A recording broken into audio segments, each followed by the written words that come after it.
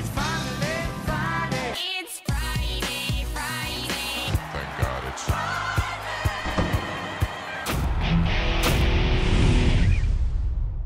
All right, welcome back to the Friday Show, presented by the Match Series, which is headed to New Jersey and Maryland this weekend. We'll talk more about that coming up. I'm Scott Jagow, glad to be back in the seat, along with Ray Paulick. Good to see you again, Ray. Great to see you. Glad you're back. And Del Mar's a little different this year. It's hot. It's humid. It's like, I don't know what's going on out here. Maybe global warming is happening here in Del Mar. I don't know. It's hot everywhere, trust me. Yeah. All right. I had a track executive reach out to me this week and ask about the jackpot wagers and certain big rebate, high volume bettors, in particular Elite Turf Club. They seem to be winning quite a few of these jackpot wagers. I could give specific examples. There was a $440,000 one at Santa Anita. There was a big one at Gulfstream. There was another one at Prairie Meadows for $350,000. All taken down by Elite Turf Club, which is an offshore company. It's been around for a long time. It's just a few people. But he was expressing concern about this because it's kind of a catch-22 for the tracks. A lot of handle, but the little guy is getting squished. Yeah, Elite and RGS are two of the bigger offshore rebate shops. They buy the signals from the racetracks, and the horsemen agree to it, so they're completely legitimate. But they buy it at such a price because they don't have to support live racing. They don't have a bricks and mortar facility to take care of. They're able to give their investors or their players pretty significant rebates. And when someone is a horse player trying to gamble for a living, they're not trying to double or triple their money. They're trying to get 5 to 10% return on their investment. And if you add the rebates into it, that's a fairly good profit model for them. So because of that, their volume is enormous. I think we've heard upwards of 20% between the offshore that is bet among the different offshores. And because of that, they get to these jackpot bets and they can spread themselves all over the place and play combinations that you or I probably couldn't dream of, and they're using computer programs to do it.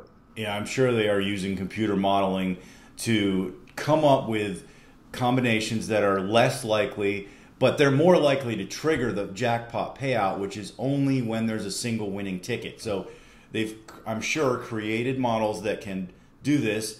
For example, when they won the $440,000 Santa Anita jackpot, they spent $5,300 on it, various tickets with various combinations.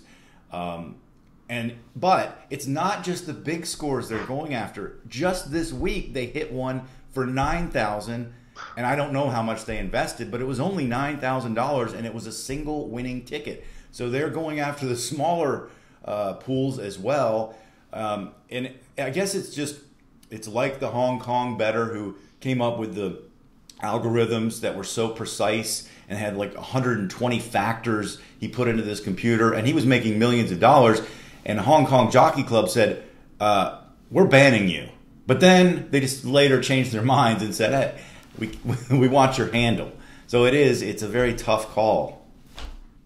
Well, that's why, because the big guys have been taking down so many of these massive pools, the jackpot bets and so on. That's why it's kind of refreshing earlier this week at Del Mar on Wednesday when the pick six went, single ticket pick six went to somebody who played it on Twin Spires. I think his ticket was $432. We'd love to see more of these kind of winners.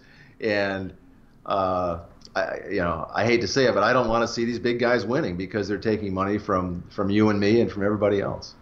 But life isn't fair, and when there's money involved, just like on Wall Street, you're going to have the big fish, and then you're going to have the small fish trying to compete against them, and it's very difficult. It's the same thing here. What are you supposed to do? Say no, and how do you determine the threshold? Although, there are the casinos do this. They say, you're winning too much, so we're going to shut you down. Right. I mean, so it's not like in the gambling world that doesn't happen. And I believe that if this continues, racetracks might have to put their foot down because they're going to lose customers over it. Well, the difference between a casino and pari-mutuel pools, of course, is that when someone is winning a lot, sometimes it's the house's money, versus, well, it's always the house's money, right? Versus pari-mutuel pools, it's the other player's money. But you're right, it's discouraging to other players. The one thing the tracks can do, and the horsemen can do working with the tracks, is make sure these rebate shops are paying an absolute premium for the signal. Over the years, the price of buying a simulcast signal has gone up from what used to be kind of a traditional 3% to where it's edging closer to 10%. And you don't want these offshore guys to make too much money, so that they can afford to give rebates, and they still make money on the signal. There's a fine line between what's too high of a price for the signal that's going to drive people away and charging just enough to keep them, but maybe lower their profits a little bit. Can you think of any other solution besides that, besides the rebating premium, lowering that so that it's a little closer to reasonable? Besides that, is there any other answer to this? Well, there's a couple tracks that have tried to just say, no, we're not going to take your action, and it significantly hurt their total handle. And that's the problem here, is that the handle is so significant, you can't just say no to them.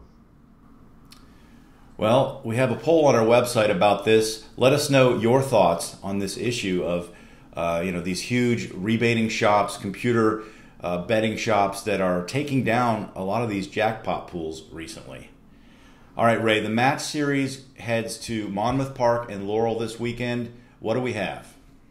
Well, at Monmouth Park on Saturday, it's the incredible Revenge Stakes on the turf for sprinters. And on Sunday, the Polynesia Stakes at Laurel. That's a dirt sprint. Coming down to the last month, the horses and the trainers have been compiling points, and there's bonuses for various participants in the match series. Mary Epler has got the two leading point getters overall for the different divisions.